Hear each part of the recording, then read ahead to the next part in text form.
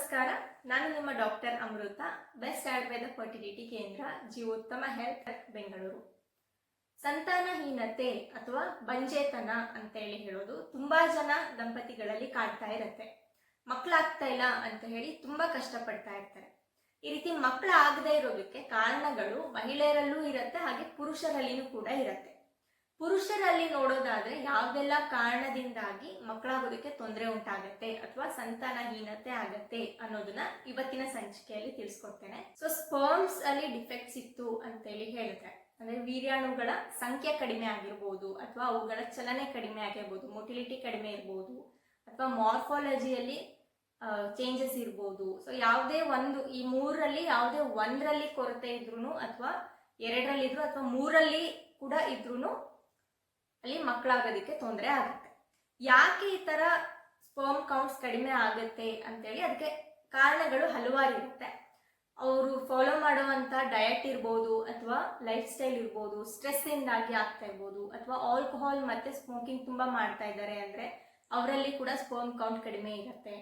ಹಾಗೇನೆ ವೆರಿಕೋಸೀಲ್ ಅಂತ ಹೇಳಿ ಹೇಳ್ತೀವಿ, ವೃಷಣ ಅಥವಾ ಟೆಸ್ಟಿಸ್ ಅಂತ ಏನ್ ಹೇಳ್ತೀವಿ. ಸೊ ಟೆಸ್ಟಿಕಲ್ಸ್ ಅಲ್ಲಿ ಬರುವಂತಹ ರಕ್ತನಾಳಗಳಲ್ಲಿ ಊತ ಇದ್ದಾಗ ಅದನ್ನ ವೆರಿಕೋಸೀಲ್ ಅಂತ ಹೇಳಿ ಹೇಳ್ತೇವೆ. ಸೊ ಇಂಥ ಕಂಡೀಷನ್ ಇತ್ತು ಅಂದ್ರೂ ಕೂಡ ಅಲ್ಲಿ ಸ್ಪರ್ಮ್ ಕೌಂಟ್ಸ್ ಕಡಿಮೆ ಆಗಿರುವಂತ ಸಾಧ್ಯತೆ ಇರುತ್ತೆ. ಹಾಗೇನೆ ಹಾರ್ಮೋನ್ಸ್ಗಳ ವ್ಯತ್ಯಾಸ ಇತ್ತು ಅಂದ್ರೆ, ಅದರಲ್ಲೂ ಮೇನ್ ಆಗಿ ಥೈರಾಯ್ಡ್ಗೆ ಸಂಬಂಧಪಟ್ಟದ್ದು ಅಥವಾ ಪ್ರೊಲ್ಯಾಕ್ಟಿನ್ ಹಾರ್ಮೋನ್ ವ್ಯತ್ಯಾಸ ಇದ್ದಾಗ, ಹಾಗೆ ಮೇನ್ ಆಗಿ ಟೆಸ್ಟೋಸ್ಟಿರೋನ್ ಹಾರ್ಮೋನ್ಸ್ಗಳಲ್ಲಿ ವ್ಯತ್ಯಾಸ ಇತ್ತು ಅಂತ ಹೇಳಿ ಹೇಳಿದ್ರು ಕೂಡ ಸ್ಪರ್ಮ್ ಉತ್ಪತ್ತಿಗೆ ತೊಂದರೆ ಆಗುತ್ತೆ. ಇನ್ನು ವ್ಯಾಸ್ ಡಿಫರೆನ್ಸ್ ಅಥವಾ ಎಫರೆಂಟ್ ಡಕ್ಟ್ಸ್ ಅಲ್ಲಿ ಸ್ಪರ್ಮ್ಸ್ಗಳು ಅಥವಾ ವೀರ್ಯಾಣುಗಳು ಜನನಾಂಗಕ್ಕೆ ಬರುವಂತ ದಾರಿಯಲ್ಲಿ ಏನಾದ್ರೂ ತೊಂದರೆ ಇತ್ತು ಅಂದ್ರೆ, ಸೊ ಇದ್ರಲ್ಲಿ ಏನ್ ಡಿಫೆಕ್ಟ್ಸ್ ಇರ್ಬೋದು ಅಂತ ಹೇಳಿ ಹೇಳಿದ್ರೆ ಬ್ಲಾಕೇಜಸ್ ಏನಾದ್ರೂ ಇರುವಂತ ಸಾಧ್ಯತೆ ಇರುತ್ತೆ. ಏನಾದ್ರೂ ಸರ್ಜರೀಸ್ ಆಗಿತ್ತು ಮುಂಚೆ ಅಂದ್ರೆ, ಹರ್ನಿಯಾ ಆಪರೇಷನ್ ಆಗಿತ್ತು ಅಂದ್ರೆ, ಅಥವಾ ಯಾವ್ದಾದ್ರು ಇನ್ಫೆಕ್ಷನ್ಸ್ ಆಗಿರ್ಬೋದು, ಟ್ಯೂಬರ್ಕ್ಯುಲೋಸಿಸ್ ಇರ್ಬೋದು, ಅಥವಾ ಯಾವ್ದಾದ್ರು ಸೆಕ್ಷುಯಲಿ ಟ್ರಾನ್ಸ್ಮಿಟೆಡ್ ಡಿಸೀಸಸ್ ಇರ್ಬೋದು. ಈ ರೀತಿ ಇನ್ಫೆಕ್ಷನ್ಸ್ ಗಳೇನಾದ್ರೂ ಮುಂಚೆ ಆಗಿತ್ತು ಅಂತ ಹೇಳಿ ಹೇಳಿದ್ರೆ ಅಂಥವರಲ್ಲಿ ಡಕ್ಟ್ಸ್ಗಳು ಬ್ಲಾಕೇಜ್ ಆಗುವಂತ ಸಾಧ್ಯತೆ ಇರುತ್ತೆ. ಸೊ ಅವಾಗೂ ಕೂಡ ಇನ್ಫರ್ಟಿಲಿಟಿ ಆಗ್ಬಹುದು. ಇನ್ನು ಮೂರನೇದಾಗಿ ಸೆಮೆನಲ್ ಫ್ಲೂಯಿಡ್ ಅಲ್ಲಿ ತೊಂದರೆ ಇತ್ತು ಅಂದ್ರೆ, ಸೆಮೆನ್ ವಾಲ್ಯೂಮ್ ಕಡಿಮೆ ಇತ್ತು, ಅದರ ಕ್ವಾಂಟಿಟಿ ಕಡಿಮೆ ಇತ್ತು ಅಂತೇಳಿ ಹೇಳಿದ್ರೆ, ಅಥವಾ ಅದರಲ್ಲಿ ಫ್ರಕ್ಟೋಸ್ ಕಂಟೆಂಟ್ ಕಡಿಮೆ ಇದ್ರೆ, ಅಥವಾ ಅದರ ವಿಸ್ಕಾಸಿಟಿ ಅಂತ ಹೇಳ್ತೀವಿ. ಸೊ ಅದೇನಾದ್ರೂ ಅದರಲ್ಲೂ ಕೂಡ ವ್ಯತ್ಯಾಸ ಇತ್ತು ಅಂದ್ರೆ ಫರ್ಟಿಲಿಟಿಗೆ ತೊಂದರೆ ಉಂಟಾಗತ್ತೆ. ಇನ್ನು ಲಾಸ್ಟ್ನೇದಾಗಿ ಯೋನಿ ಮಾರ್ಗದಲ್ಲಿ ಸೆಮೆನ್ ಅನ್ನ ಡೆಪಾಸಿಟ್ ಮಾಡುವಂಥದ್ದು. ಸೊ ಇದರಲ್ಲಿ ಏನ್ ಡಿಫೆಕ್ಟ್ಸ್ ಇರ್ಬೋದು ಅಂತ ಹೇಳಿ ಹೇಳಿದ್ರೆ, ಎರೆಕ್ಟೈಲ್ ಡಿಸ್ಫಂಕ್ಷನ್ ಅಂತ ಹೇಳಿ ಹೇಳ್ತೀವಿ, ನಿಮಿರುವಿಕೆ ದೌರ್ಬಲ್ಯ ಅಂತ ಏನ್ ಹೇಳ್ತಾರೆ. ಸೊ ಇಂಥ ಕಂಡೀಷನ್ಸ್ ಅಲ್ಲಿ, ಮತ್ತೆ ಪ್ರಿಮ್ಯಾಚ್ಯೂರ್ ಎಜಾಕ್ಯುಲೇಷನ್, ಶೀಘ್ರ ಸ್ಖಲನ ಅಥವಾ ಅಕಾಲಿಕ ಸ್ಖಲನ ಅಂತ ಏನ್ ಹೇಳ್ತಾರೆ, ಇಂಥ ಕಂಡೀಷನ್ಸ್ ಇದ್ದಾಗ ವೆಜೈನಾದಲ್ಲಿ ಒಳಗಡೆ ಸ್ಪರ್ಮ್ಸ್ ಡೆಪಾಸಿಟ್ ಮಾಡೋದು ಕಷ್ಟ ಆಗುತ್ತೆ. ಸೊ ಅಂತ ಕಂಡೀಷನ್ಸ್ ಇತ್ತು ಅಂತ ಅಂದ್ರೂ ಕೂಡ ಅಲ್ಲಿ ಫರ್ಟಿಲಿಟಿಗೆ ತೊಂದರೆ ಉಂಟಾಗ್ತಾ ಇರುತ್ತೆ. ಸೊ ಪುರುಷರು ಯಾರೆಲ್ಲ ಪ್ರೆಗ್ನೆನ್ಸಿಗೆ ಪ್ಲಾನ್ ಮಾಡ್ತಾ ಇರ್ತಾರೆ ಅಂಥವ್ರು ಫಸ್ಟಿಗೆ ಸಿಂಪಲ್ ಆಗಿ ಸೆಮೆನ್ ಅನಾಲಿಸಿಸ್ ಮತ್ತೆ ಕೆಲವೊಂದಿಷ್ಟು ಹಾರ್ಮೋನ್ಸ್ಗಳ ಟೆಸ್ಟ್ಗಳನ್ನ ಮಾಡಿಸ್ಕೊಂಡ್ರೆ ಒಳ್ಳೆಯದು. ಹಾರ್ಮೋನ್ಸ್ ಅಲ್ಲಿ ಥೈರಾಯ್ಡ್ ಹಾರ್ಮೋನ್, ಟೆಸ್ಟೋಸ್ಟಿರೋನ್ ಹಾರ್ಮೋನ್ ಮತ್ತೆ ಪ್ರೊಲ್ಯಾಕ್ಟಿನ್ ಹಾರ್ಮೋನ್ಸ್ ಅನ್ನ ಟೆಸ್ಟ್ ಮಾಡಿಸ್ಕೋಬೇಕು ಮೇನ್ ಆಗಿ. ರಿಪೋರ್ಟ್ಸ್ ಎಲ್ಲ ನಾರ್ಮಲ್ ಆಗಿ ಇತ್ತು ಅಂತೇಳಿ ಹೇಳಿದ್ರೆ ಹೆಚ್ಚು ವರಿ ಮಾಡುವಂತ ಅವಶ್ಯಕತೆ ಇರೋದಿಲ್ಲ. ಸಿಂಪಲ್ ಆಗಿ ದೇಹವನ್ನ ಶುದ್ಧೀಕರಣ ಮಾಡ್ಕೊಂಡ್ಬಿಟ್ಟು, ಡಿಟಾಕ್ಸ್ ಅಂತ ಏನ್ ಹೇಳ್ತೀವಿ, ಶುದ್ಧೀಕರಣ ಮಾಡ್ಕೊಂಡ್ಬಿಟ್ಟು ಡಯಟ್ ಮತ್ತೆ ಲೈಫ್ ಸ್ಟೈಲ್ ಅನ್ನ ಸರಿ ಮಾಡ್ಕೊಂತ ಬಂದ್ರು, ಸ್ಟ್ರೆಸ್ ಲೆವೆಲ್ಸ್ ಮ್ಯಾನೇಜ್ ಮಾಡ್ಕೊಂತ ಬಂದ್ರು ಅಂತೇಳಿ ಹೇಳಿದ್ರೆ ಕ್ರಮೇಣವಾಗಿ ಅವರ ಫರ್ಟಿಲಿಟಿ ಚಾನ್ಸಸ್ ಹೆಚ್ಚಾಗ್ತಾ ಹೋಗುತ್ತೆ.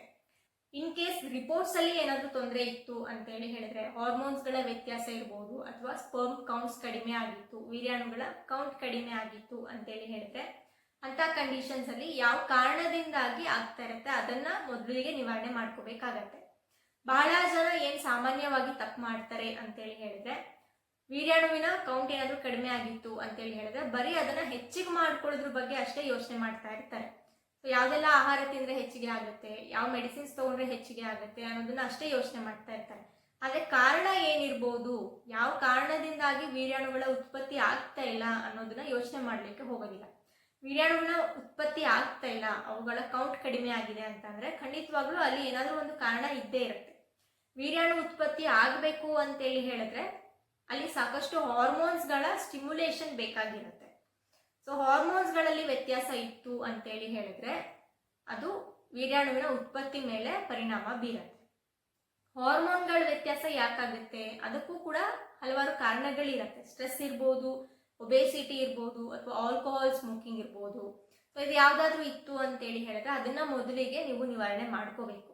ಅದು ಮಾಡ್ದೇನೆ ಡೈರೆಕ್ಟ್ ಆಗಿ ಸ್ಪರ್ಮ್ ಕೌಂಟ್ಸ್ ಅನ್ನ ಹೆಚ್ಚಿಗೆ ಮಾಡ್ಕೊಂತೇನೆ ಅಂತ ಅಂದ್ಬಿಟ್ಟು ಅಶ್ವಗಂಧವನ್ನ ತಗೊಳ್ಳೋದು, ಸಾಮಾನ್ಯವಾಗಿ ಎಲ್ಲರಿಗೂ ಗೊತ್ತಿರುವಂತ ವಿಚಾರ, ಅಶ್ವಗಂಧ ತಗೊಂಡ್ರೆ ಸ್ಪರ್ಮ್ ಕೌಂಟ್ಸ್ ಹೆಚ್ಚಿಗೆ ಆಗತ್ತೆ ಅಂತೇಳಿ. ಹೌದು, ಖಂಡಿತವಾಗ್ಲೂ ಅಶ್ವಗಂಧ ಇಂಥ ಕಂಡೀಷನ್ಸ್ ಅಲ್ಲಿ ತುಂಬಾನೇ ಉಪಯೋಗ ಆಗತ್ತೆ. ಆದ್ರೆ ಅದ್ರ ಜೊತೆಗೆ ಯಾವ ಕಾರಣದಿಂದಾಗಿ ಬರ್ತಾ ಇರುತ್ತೆ ಅದನ್ನ ನಿವಾರಣೆ ಮಾಡ್ಕೊಂಡೇನೆ ಬರೀ ಅಶ್ವಗಂಧ ತಗೊಳ್ಳೋದು ಅಥವಾ ಬೇರೆ ಮೆಡಿಸಿನ್ಸ್ ಅನ್ನ, ಚಿಕಿತ್ಸೆಯನ್ನ ಸ್ಪರ್ಮ್ ಕೌಂಟ್ ಮಾಡಕ್ಕೆ ಅಂತ ಮಾತ್ರ ತಗೊಂಡ್ರೆ ಯಾವುದೇ ರೀತಿಯಾದಂತ ಇಂಪ್ರೂವ್ಮೆಂಟ್ಸ್ ನಿಮ್ಗೆ ಸಿಗೋದಿಲ್ಲ. ಸೊ ಕಾರಣ ಏನಿರತ್ತೆ? ಆಲ್ಕೋಹಾಲ್ ಸ್ಮೋಕಿಂಗ್ ಇತ್ತು ಅಂತಂದ್ರೆ ಅದನ್ನ ಬಿಡ್ಲೇಬೇಕಾಗತ್ತೆ. ಒಬೇಸಿಟಿ ಇತ್ತು ಅಂದ್ರೆ ವೆಯ್ಟ್ ಲಾಸ್ ಮಾಡಿ. ಸ್ಟ್ರೆಸ್ ಲೆವೆಲ್ಸ್ ಇತ್ತು ಅಂತಂದ್ರೆ ಸ್ಟ್ರೆಸ್ ಲೆವೆಲ್ಸ್ ಅನ್ನ ಮ್ಯಾನೇಜ್ ಮಾಡ್ಬೇಕಾಗತ್ತೆ. ಸೊ ಇದನ್ನೆಲ್ಲ ಮಾಡ್ಕೊಂತ ಹಾರ್ಮೋನ್ಸ್ ಗಳನ್ನ ಬ್ಯಾಲೆನ್ಸ್ಡ್ ಆಗಿ ಇಟ್ಕೊಂತ ಬಂದ್ರೆ, ಹಾರ್ಮೋನಲ್ ವೇರಿಯೇಷನ್ಸ್ ಏನಿರುತ್ತೆ ಅದನ್ನ ಸರಿ ಮಾಡ್ಕೊಂತ ಬಂದ್ರೆ ಆಟೋಮೆಟಿಕ್ ಆಗಿ ನಿಮ್ಮ ವೀರ್ಯಾಣುವಿನ ಉತ್ಪತ್ತಿ ತಾನಾಗಿನೇ ಸರಿ ಹೋಗುತ್ತೆ. ಸೊ ಸ್ಪರ್ಮ್ ಕೌಂಟ್ಸ್ ಇಂಪ್ರೂವ್ ಆಗ್ತಾ ಹೋಗುತ್ತೆ. ಸೊ ಈ ಮಾಹಿತಿ ಎಲ್ಲರಿಗೂ ಇಷ್ಟ ಆಗಿದೆ ಅಂತ ಹೇಳಿ ಭಾವಿಸ್ತೇನೆ. ಎಲ್ಲರಿಗೂ ಶೇರ್ ಮಾಡಿ, ಹಾಗೆ ಲೈಕ್ ಮಾಡೋದನ್ನ ಮರಿಬೇಡಿ.